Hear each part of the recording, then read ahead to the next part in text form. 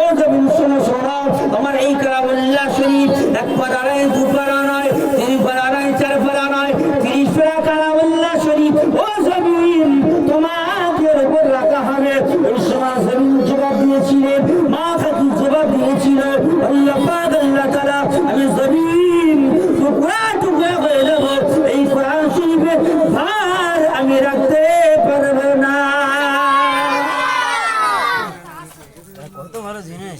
এই কত কোরআন শরীফটাকে জমিন রাখতে পারলো না।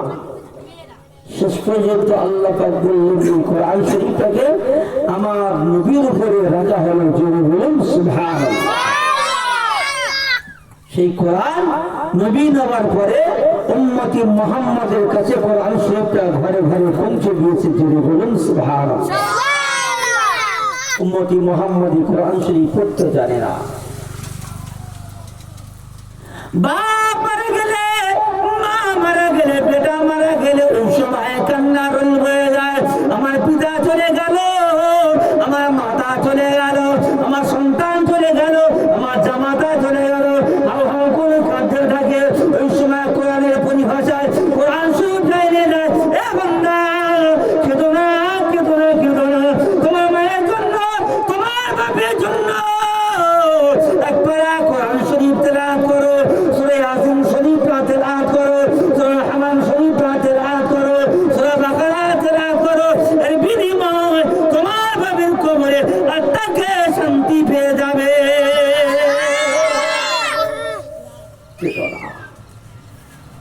কেঁদো না, দুঃখ করো না, কোরআন শরীফটা তেলাওয়াত করো, তোমার আব্বাকে শান্তি পাবে, তোমার মা শান্তি পাবে, তোমার জামাতা শান্তি পাবে, তোমার আত্মীয় শান্তি পাবে। এই জন্য কোরআন শরীফ ঘরে ঘরে পড়ার দরকার আছে। সূরা ইয়াসিন অন্তত ফজরে পড়ে সূরা ইয়াসিন তেলাওয়াত করে। আজকে মুসলমানের কাছে কোরআন উঠে যাচ্ছে, তাই আল্লাহ মার পিটাই শুরু করে দিয়েছে।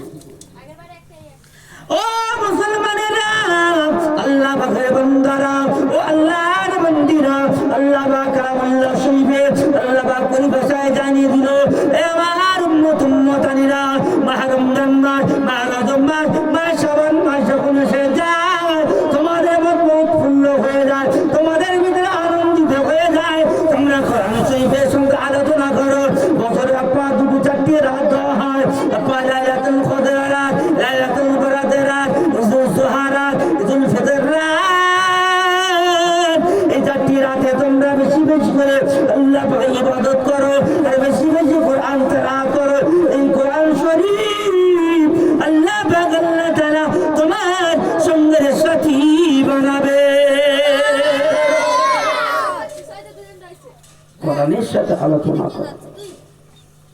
একটা ছেলে যখন হাফেজ হবে, কোরআন শিখবে, বাপ মারা যাবার পরে তার কবরটা অন্ধকার আছে।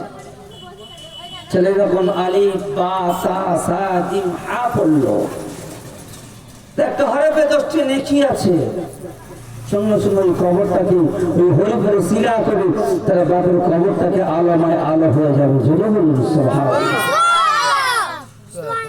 আজকে আমাদের ছেলেপুলেরা কোরআন শরীফ শিখতে চাই নাই। যখন ওই ছেলেটা হাফেজে কালাম হবে, আল্লাহ পাক নিজেই ওয়াদা করেছেন, কাল কিয়ামতের ময়দানে মাহশরের মাটিতে তার নূরের তাজ তার পিতা মাতাকে পড়ানো হবে। জোরে বলুন সুবহানাল্লাহ। আজকে বাড়িতে কোরআন তেলাওয়াত করা হয়েছে কেন? তার বাড়িতে মুরব্বিরা চলে গেছে, দুখানা কালামুল্লাহ শরীফ পড়া হয়েছে, 30 পারা হরফ। ওই অন্ধকারের কবরটা এখন আলো হয়ে গেল। কবরে বন্ধুরা জিজ্ঞাসা করলো, ও কবরবাসী শোনো শোনো, তোমার কবরটা তো অন্ধকার ছিল, হঠাৎ কেন আলো হলো? আল্লাহ রাসূল বললেন, ইযা মাতাল ইনসানা ইনকাতা আনহু আমালুহু ইল্লা মিন সালাসাতিন, ইল্লা মিন সাদাকাতিন জারিয়া, ইলমুন ওয়ালাদান আনতাফাহু বিহি, আও কামা ক্বালা আলাইহিস সালাতু ওয়াস সালাম। আল্লাহ রাসূল পরিভাষায় বর্ণনা করলেন, আমার উম্মত উম্মতানিরা, মানুষ যখন মারা যায়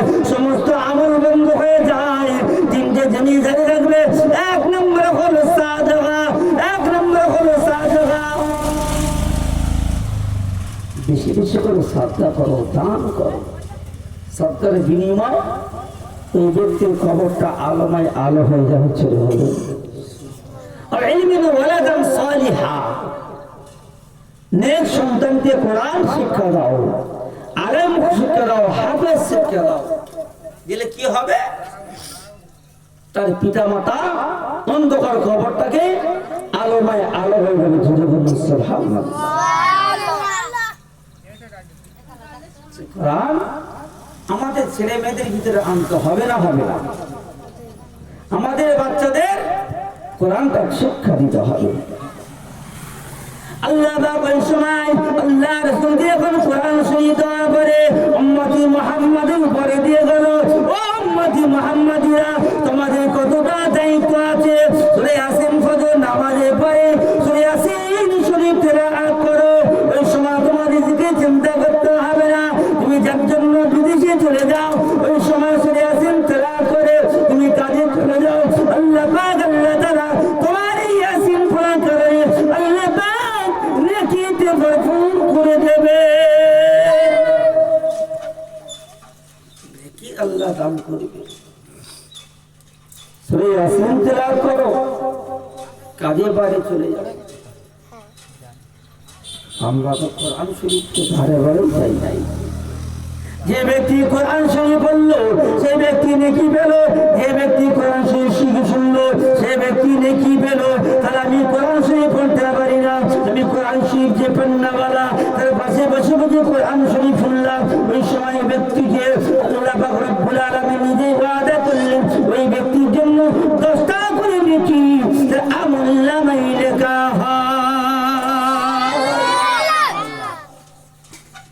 যে পড়লো সওয়াব, শুনলো সওয়াব, পড়লে সওয়াব, শুনলে সওয়াব। তাহলে এমন কিতাব, কোন কিতাব আছে পড়লে সওয়াব হবে, শুনলে সওয়াব হবে? সেটা হলো এই কিতাব। কোন কিতাব? কোরআন শরীফ। আর এই পৃথিবীর কোন এরকম কিতাব নেই। তোমার বাংলা বই জনগণ মনে পড়ো, নেকি হবে না। ছোট কথা বলো, বলো, নেকি হবে না। কিন্তু এমন একটি কিতাব বলো, আলিফ 10টা নেকি পাবে, লাম 10টা নেকি পাবে, মিম 10টা নেকি পাবে। কটা পেয়ে গেলাম? 30টা নেকি পেয়ে গেলাম। আলিফ লাম মিম 30টি নেকি পেয়ে গেলাম। ও পাতিমা নওগান যুবক ছেলেরা, আল্লাহ ওয়ালা বাবা ভাইরা, আল্লাহ পাক জানিয়ে দেন, আল্লাহ পাক বলে আমার বান্দা তোমরা কোরআন শরীফের সাথে আলোচনা করো। এই কোরআন শরীফের সাথে আলোচনা করা মানে হলো আমার সঙ্গে আলোচনা হলো। কোরআন শরীফের সাথে পড়া মানে আল্লাহর সঙ্গে কথাবার্তা হলো। আল্লাহর সঙ্গে কথা হয় না ভাই নাই, সেই কোরআন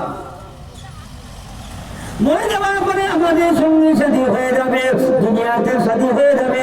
আল্লাহ নবীর দুনিয়ার বাদশা হাবিবুল্লাহ জনাবে মুহাম্মদুর রাসূলুল্লাহ সাল্লাল্লাহু আলাইহি সাল্লাম যে পরিভাষায় বললেন, ও আমার উম্মত-উম্মতিরা, যে ব্যক্তি বিধান সত্যায়িত হয়ে গেল ওই সময় তার আত্মকার হয়ে যাবে, দুনিয়াতে বিদায় নিয়ে চলে যাবে।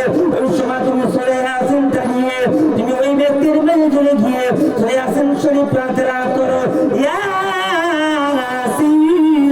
ওয়াল কুরআনিল হাকীম ইন্নাকা লামিনাল মুরসালিন আলা সিরাতিল মুস্তাকিম। হে আমার উম্মত-উম্মতিরা, হে আমার বান্দারা, যে ব্যক্তি বিধান সত্যায়িত হয়ে আছে, মরণের সময় পান্ডা হচ্ছে, মরণের সময় যখন দলিল হচ্ছে, তুমি সূরা ইয়াসিন শরীফ প্রার্থনা করো, ওর মরণটা আসানের সঙ্গে মরণ হয়ে যাবে।